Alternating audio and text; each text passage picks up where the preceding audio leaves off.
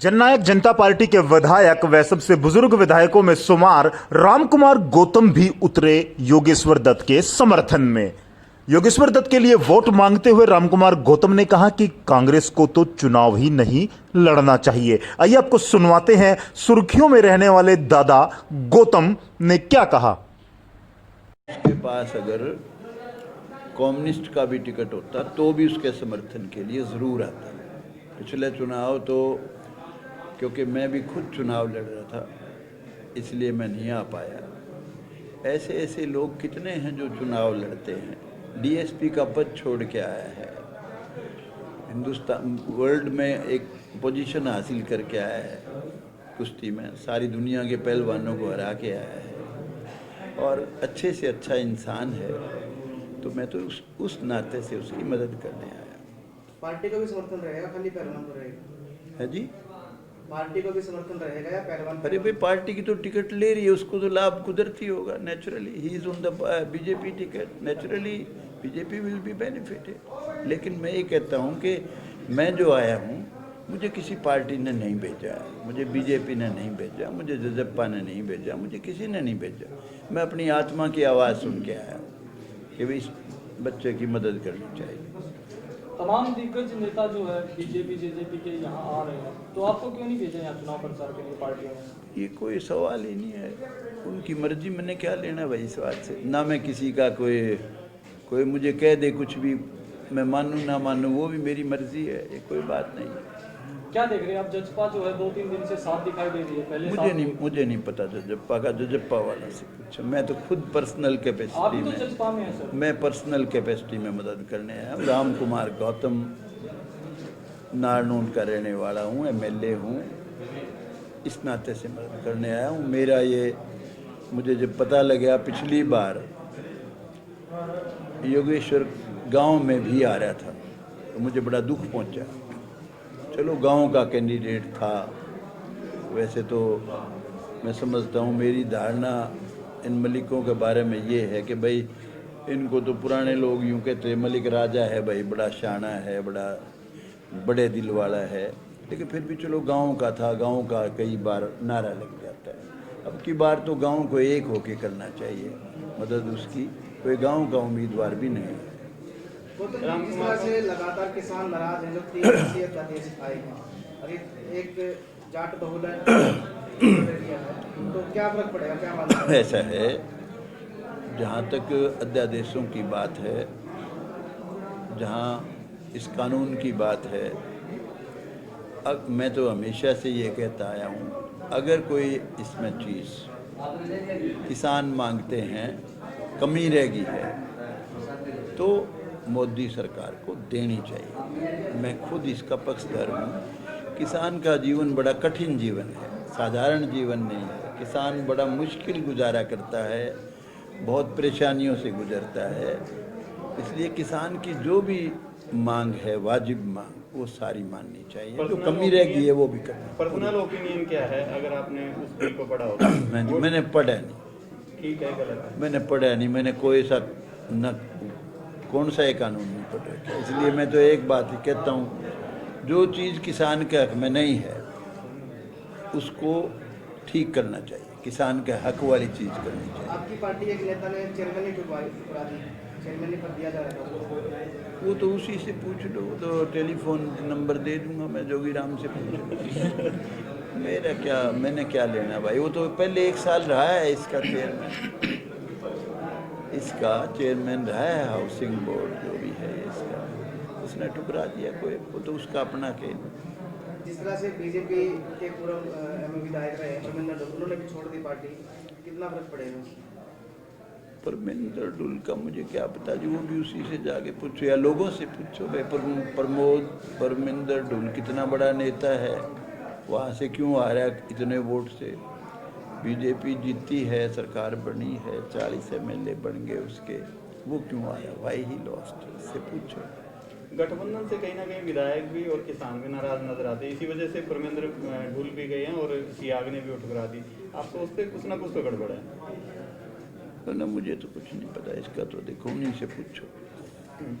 गठबंधन वालों से पूछो, मैं तो भाई गठबंधन में क्या, वो तो गठबंधन वालों से ही पूछो जिनने गठबंधन कर रखा है, जिनने गठबंधन पे उनकी क्या सोच है। दादा गौतम जी, जेजेपी को जो वोट मिला था वो बीजेपी के एंटी मिला था, क्या वो वोट बीजेपी के साथ आ पाएगा? देखो जी, वो तो उन भाइयों को जो लोग जिन पार्टियों में थे उनको ज़्यादा ज्ञान है। अब जजप्पा वालों का यहाँ कैंडिडेट 32,000 वोट ले गया था, और अब वो कितने सक्षम हैं वोट बीजेपी को दिलाने में, उनका कितना बड़ा आधार है। अगर वो 32,000 वोट में से वोट दिला देते हैं, पूरा ना सही आधा भी दिला दें, तो भी मैं समझता हूँ उनका आधार है, असर है। वो तो उन्हीं से पूछो या लोगों से पूछो। आज वोट दिलाने के लिए कितना मानते हैं आप? जजप्पा वाला से पूछ लो, अजय चौटाला उरे है उससे पूछ लो, भाई दुष्यंत है उससे पूछो, दिग्विजय से पूछो। आप योगेश्वर का साथ देने के लिए आए हैं। कांग्रेस वाले भी कहते हैं कि हमारा जो कैंडिडेट है वो गरीब भी है और किसान भी है, तो आपका कोई आशीर्वाद उसके साथ भी रहेगा? किसके साथ? कांग्रेस का जो कैंडिडेट है। कांग्रेस को तो ये चुनाव लड़ना ही नहीं चाहिए। कांग्रेस के मांगे? कांग्रेस को तो चुनाव इसलिए नहीं लड़ना चाहिए भाई, योगेश्वर एक लायक कैंडिडेट है, हम तो यूनानिमसली उनके लिए बड़ी बात है। बल्कि मैं तो समझता हूँ जो जिस आधार पर वो चुनाव लड़ रहा है, उनने सब ने इकट्ठे होकर कहना चाहिए भाई इबके बैठ जा तू, इबके ना तो कोई उड्डे की सरकार बने ना कोई पार्टी की सरकार आओ, इब तो भाई 4 साल ये सरकार है, इबके तो बैठ जा भाई। अगन अगर यो गड़बड़ करेगा योगेश्वर या सरकार गड़बड़ करेगी तो भाई फिर तो न बना देंगे, क्या दिक्कत है? आप हर सवाल पे कह रहे हो कि अजय चौटाला बताएं या फिर गठबंधन किया वो बताएं, आप खुद को जेजेपी पार्टी का हिस्सा नहीं मानते। ऐसा है, मैं वो चीज़ बता सकता हूँ जिसमें मेरा असर है, जिसमें मैं सक्षम हूँ, जो आधार उनका है। देखिए जो इनकी पार्टी शुरू से चली है उसमें बेसिकली बड़ा आधार उनका जाट बरादरी ही रही है। चाहे कितना ही बड़े नेता हों, सबका आधार यही रहा है। तो वही बता सकते हैं भाई हमारा इस समय कितना आधार बचा है, गठबंधन करने के बाद हमारी कितनी से है, कितनी लोग मानेंगे, बाकी समय उसका जवाब देगा, कितनी माननी कितनी नहीं माननी, टाइम विल टेल। आपका क्या मानना है? आपका अपना पर्सनल राय क्या है इस पर? ऐसा है, आप लोग ज़्यादा बता सकते हो, आप यहाँ रहते हो, मैं तो रहता नहीं, मैं तो आज चंडीगढ़ से सीधा यहाँ आया हूँ। क्या मानते हैं चुनाव में जातिगत समीकरण बनते हैं?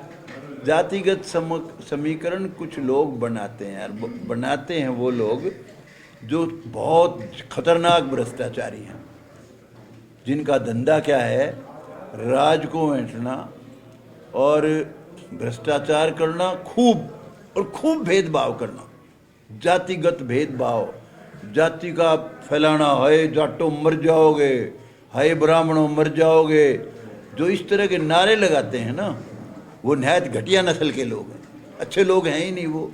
अरे भाई आप इस आधार पे वोट मांगो कि भाई हमारा कैंडिडेट बढ़िया है, हम आज की घड़ी में आपके लिए क्या करेंगे। 4 साल है सरकार का, अब जो यहाँ घोषणा करके गई है सरकार, अरे भाई अछूता है ये इलाका बहुत दिन से डेवलपमेंट से, पहले भी कांग्रेस पार्टी का भी राज रहा और भी राज रह गए हैं भाई, इस डेवलपमेंट को होने दो, क्या दिक्कत है उनको। अब चुनाव करके या तो कोई सरकार में अल्टा पलटी होती हो, या तो यूं कहें भाई ये अगर योगेश्वर हार गया और हम जीत गए तो भाई हम तो एकदम सरकार बना देंगे। ऐसा तो यही कह रहे हैं कि अगर ये वो तो बकवास है, उसमें है ही दम कुछ नहीं, ऐਵੇਂ ही है।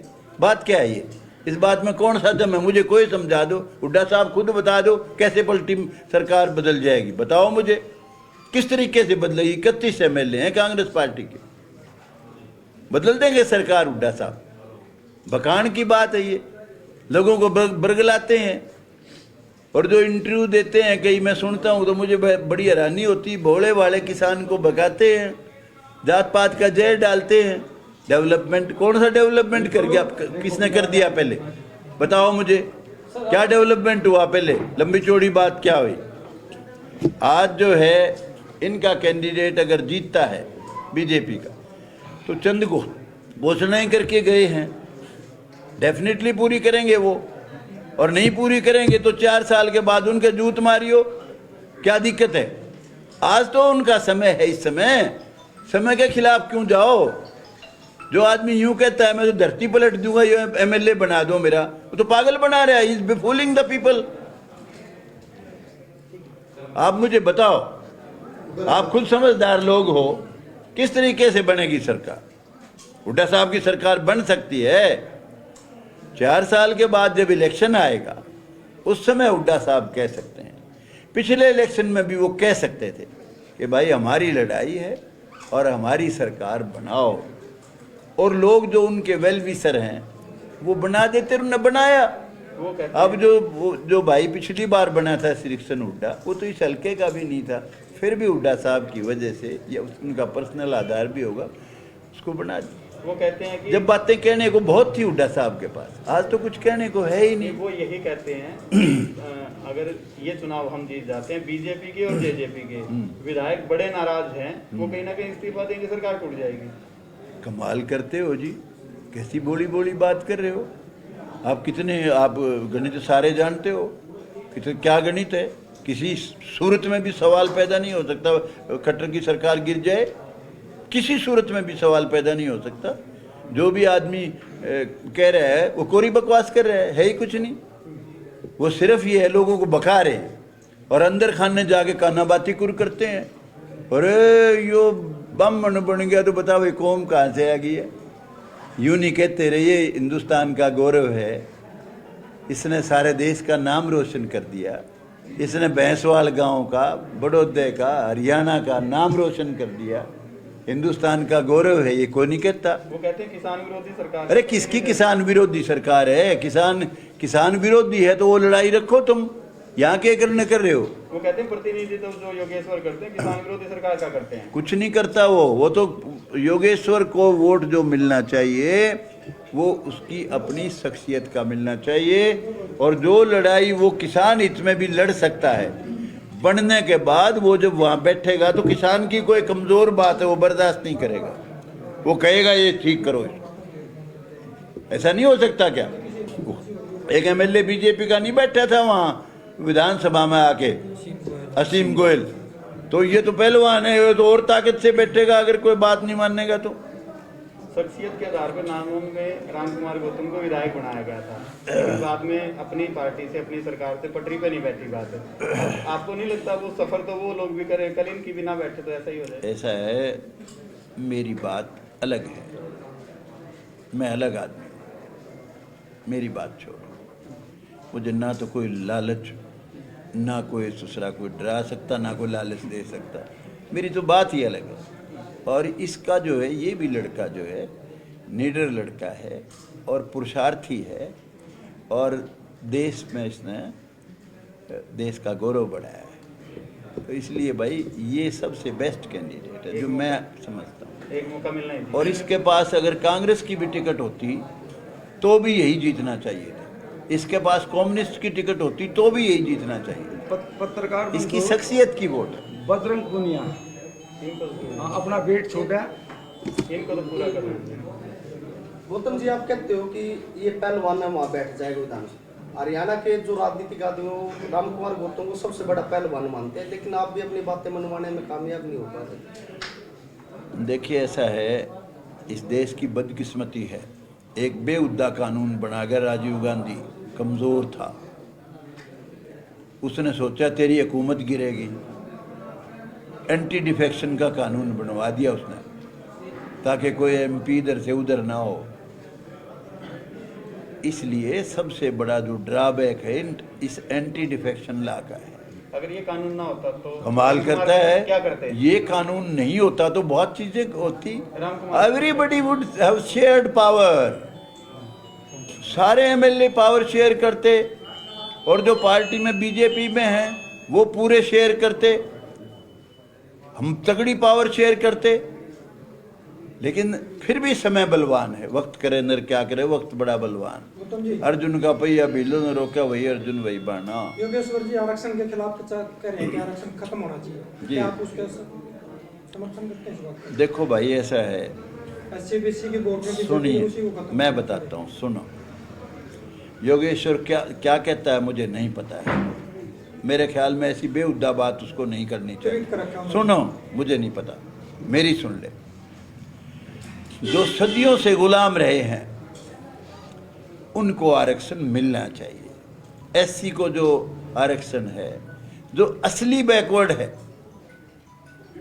उसको भी आरक्षण मिल, असली बैकवर्ड। देखिए जो ये 27% का रिजर्वेशन मिला था,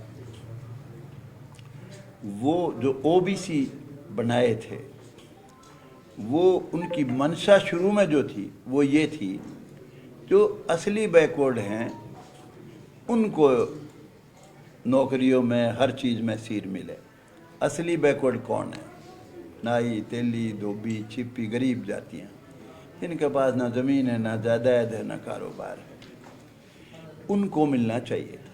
लेकिन देश की बदकिस्मती है, अनेक जातियाँ ऐसी रल गई इसमें जो वोटें नहीं गिरने देंगे बेचारे असली बैकवर्ड ने। तो आज देश की जो इस वक्त पोजीशन है सेंट्रल गवर्नमेंट की सर्विसेज की, उसमें 1% नौकरी भी असली बैकवर्ड को नहीं मिलती है।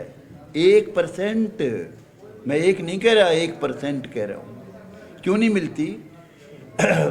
बड़ी बड़ी सारी कौमें बैकवर्ड में रल गई। आप यूँ बताओ, जिस खोर में खागड़ जोटा चरेगा, बाछड़ी काटड़ी चरेगी कि मरेगी? आप देखिए, जहानाई का दरखास्त देगा, वहीं पराक्रमी कौम है, यादव भाई हैं, कहीं हमारे जाट भाई हैं, सारी स्टेट्स में जाट भी बैकवर्ड हैं अदर देन हरियाणा और पंजाब, इसको छोड़ के। तो मोदी जी को बनते ही अगर वो कहता है मैं बैकवर्ड हूँ, असली बैकवर्ड अगर है, नकली नहीं है, उसको सबसे पहले करना चाहिए था जिस तरह हरियाणा में बना रखा है AB कैटेगरी, असली बैकवर्ड की अलग 16%, 11% जो नकली बैकवर्ड है उनकी।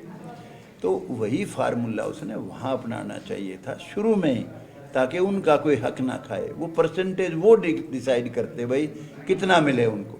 लेकिन उनको जब भी मिल सकता था जब वो उनके लिए AB कैटेगरी बनाते, चाहे उसमें ABC भी बनानी पड़ती।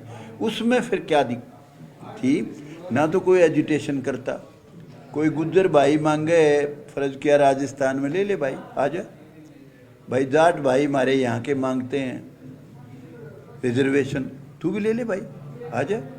कैटेगरी अलग होती, उनकी खोर अलग होती, उनका ठान अलग होता है, इनकी अलग होती।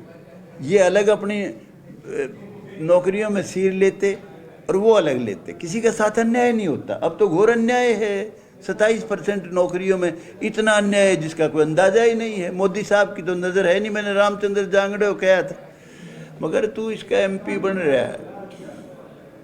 MP बनने से पहले की बात भी थी, तू तो अपना आप नहीं समझता है बैकवर्ड का।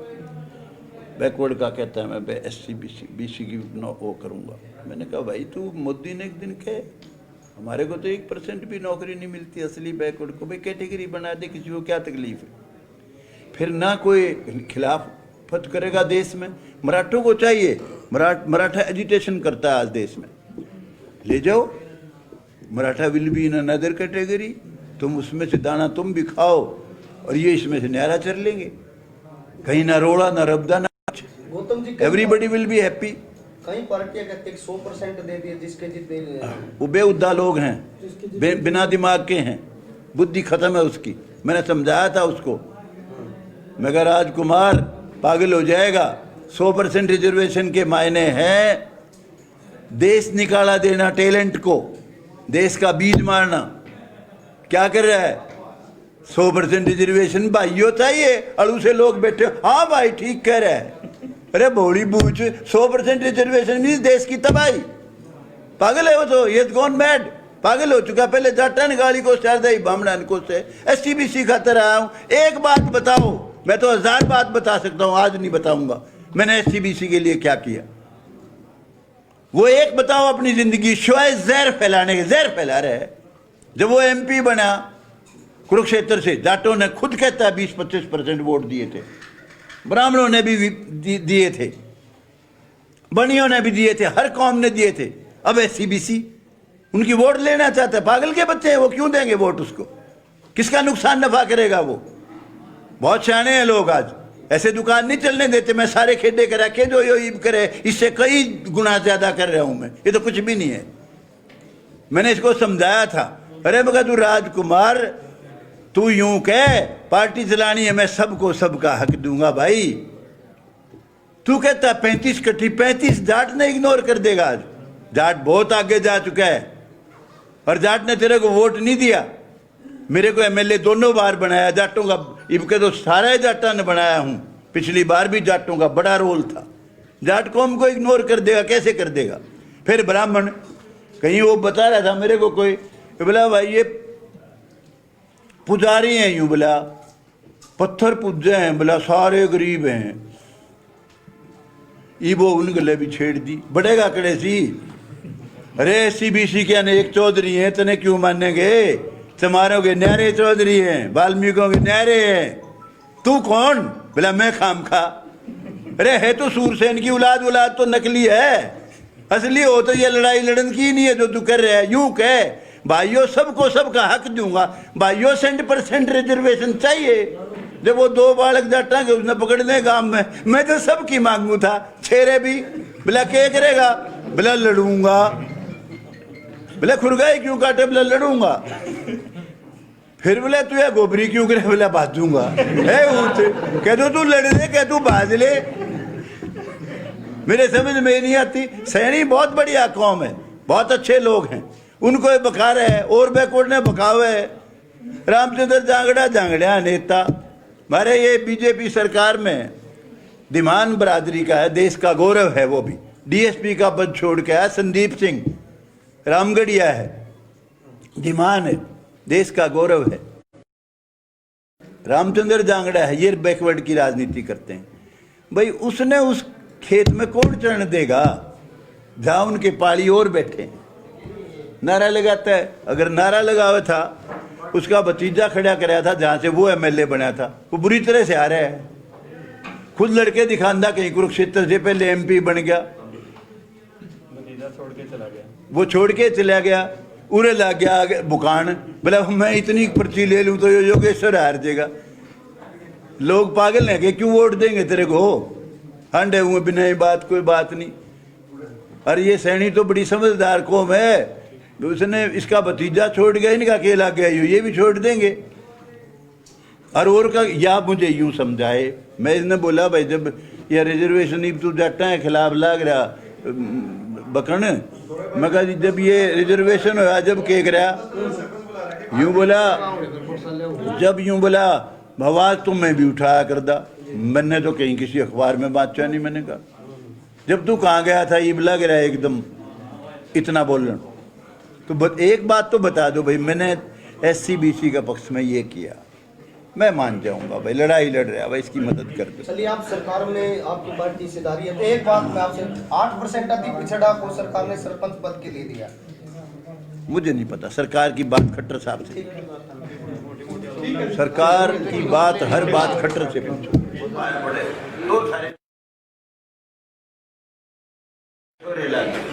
अच्छा नेता मैं उसको मानता हूँ जो आदमी सबका भला करे, जो आदमी सबको सबका हक दे। मैं तो हमेशा ये कहता हूँ कि भाई राज ऐसा करो जिसमें सबको सबका हक मिले, जिसमें सबका भला हो। हर आदमी मुख्यमंत्री को ये समझे ये मेरा भी है, मेरा भी है, किसी वर्ग का हो, राज वो अच्छा है। जी आपने ना अजय चुटाला ने एक दिन कहा था कि आप राज में हिस्सा खो चुके हैं, एक मंत्री खाली पद था। किसने कहा है बेटा? अजय चुटाला जी ने कहा। बेटा क्या फायदा इन बातें करने का? मैं खो चुका हूँ, क्या खो चुका हूँ? मंत्री का बेटा मेरे दिमाग में कोई बात नहीं। क्या होता है मंत्री? मंत्री वो है जो पावर शेयर करता है। कितने लोग पावर शेयर करते हैं? जो लोग पावर शेयर करते हैं वो लोग असलियत में राज में सीरी हैं। जो पावर शेयर नहीं करते बेचारे हुए गाड़ी घुमोड़े हैं बिना बात की, वो किस तरह उनका क्या लाभ होगा? राजी कहते हैं आप कितने आगे भी रहेंगे स्पोर्ट में। अजय चुनाव जी कहते हैं आप बुखलाए हुए हैं। है जी, चुनाव जी कहते हैं आप बुखलाए हुए हैं। खिलाया हूँगा उसकी समझ के हिसाब से भाई, कितने गाँव का दौरा उसमें तो कोई बात नहीं। अगर वो नहीं, मैं यहाँ प्रेस कॉन्फ्रेंस करने आया हूँ आज मैं किसी गांव में नहीं जाऊंगा तो नहीं, आगे भी वैसे सपोर्ट करेंगे, मतलब आने वाले 10-12 कमाल दिन करते हो। आज सपोर्ट कर दी, वो घाट है, आगे क्यों नहीं करूंगा? आगे कोई मैं विड्रा कर लूंगा? मैं कोई पलटू राम हूँ? जो मैंने कह दिया वो कह दिया, पत्थर की लकीर है। कौन है फिर सर? पलटूराम कौन है? क्या पता कौन है? तुमने सारा बेरा है, बदमाश हो तुम, सारी चीज जानो तुम। अच्छा यूं बताओ, थारे से मीडिया से तो कुछ नहीं छिप रहा भाई। क्या ये मान के चला जाए कि रामकुमार गौतम ने अपना बिस्तर यहाँ बड़ौदा चुनाव के लिए डाल नहीं, बिस्तर की कोई बात नहीं है। मैं जो मदद कर सकता हूँ, सपोर्ट कर सकता हूँ, मेरा समर्थन योगेश्वर योगेश्वर के लिए है, सरकार के लिए भी। योगेश्वर के लिए मेरा सिर्फ समर्थन कैंडिडेट के हिसाब से ही इज द बेस्ट कैंडिडेट। हर इंसान को सब कुछ भूल के पार्टी पुर्टी ये वो योगेश्वर की अच्छाई को देख के, उसके अपने काबिलियत को देख के समर्थन करना चाहिए। पार्टी में तो राज में हजार तरह की खूबियां भी होती, इसने तो आज तक राज में सिर करे ही नहीं बेचारे ने। इसके पार्टी की कमी पेशी या आंदोलन फलाना दिखड़ा, इसके किस बात का चेप? ये तो अभी he is a new एंट्रेंट of in politics. चाय पानी वर्मा जी सबके